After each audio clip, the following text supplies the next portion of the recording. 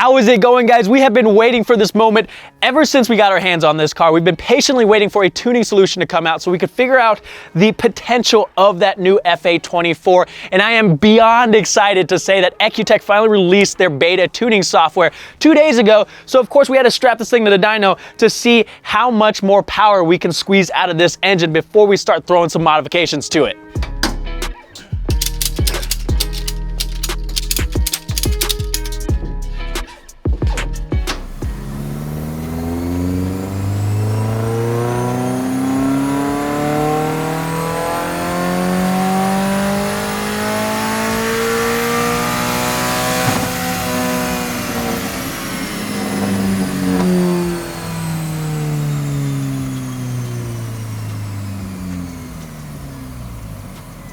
The first thing that I did was just simply used ECUTEK to log the car. With the ECUTEK software, we can actually dive in a little bit deeper, see some cam angles, see injection ratios and things like that to get a better idea of what it's doing factory.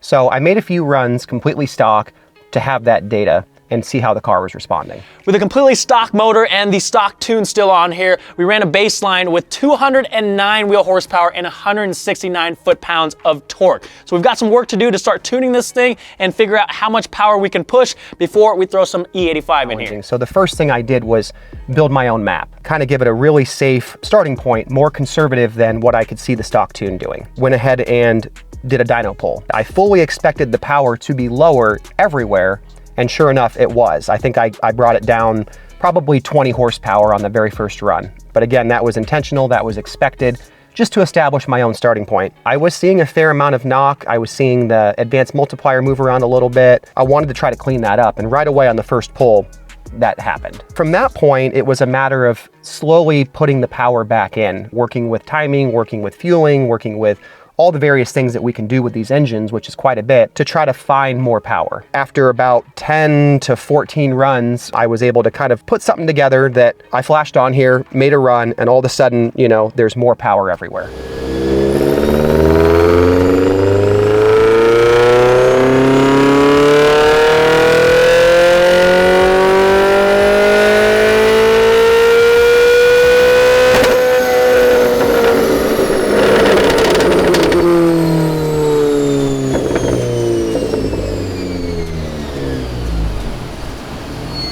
All right, guys, the baseline for this car is 221 wheel horsepower. That's with 91 octane, completely stock engine besides a Catback. We just threw some E85 in there, so hopefully Graham can work his magic and maybe we'll see 230, 235. 235 is probably hopeful, but I'm excited to see what happens.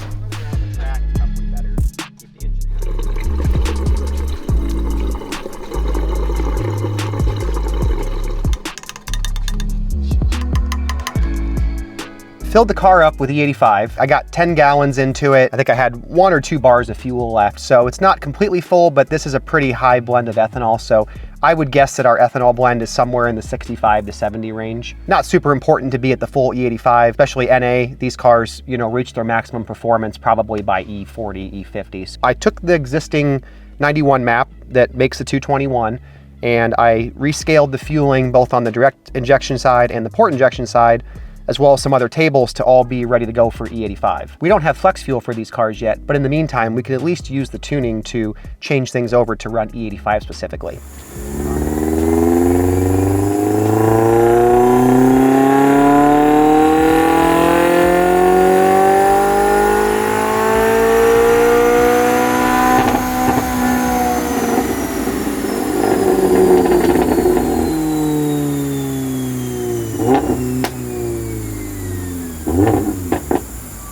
So based on the first test here, I would say it responds very similar to an FT86 on E85. It's nothing that's gonna blow your socks off because we're not dealing with turbo, we can't add more boost, but it does make a difference, which is very cool to see.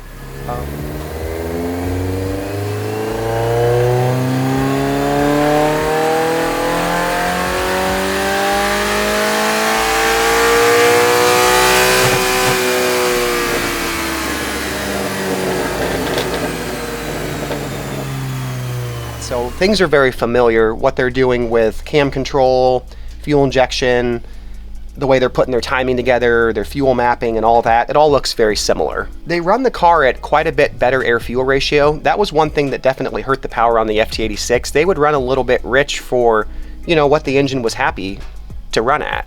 These cars seem to run a better air-fuel ratio, so right off the bat, they make pretty good power.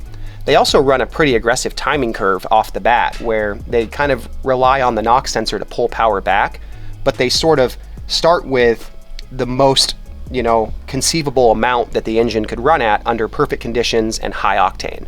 So right away, it looks like they've tuned these to make pretty much as much power as it can, and then learn the power away with lower octane.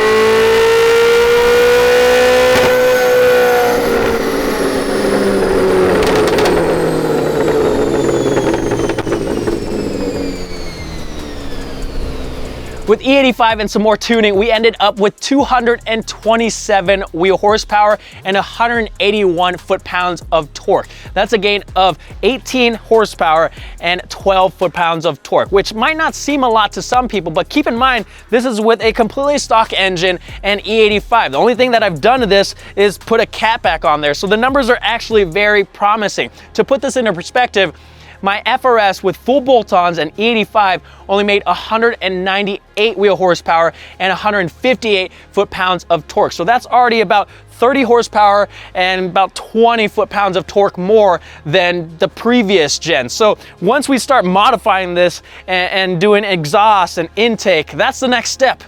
This car has so much potential. We're gonna throw a full exhaust on there, we're gonna throw an intake on there, and we're gonna come back and figure out how much more power we can make. So let me know what you guys think. What else do you guys wanna see? Comment down below. I'm trying to get all this testing done for you guys, so if you're enjoying the content, make sure you hit that subscribe button, give this video a thumbs up. Thank you guys so much for watching, and I'll see you guys next time.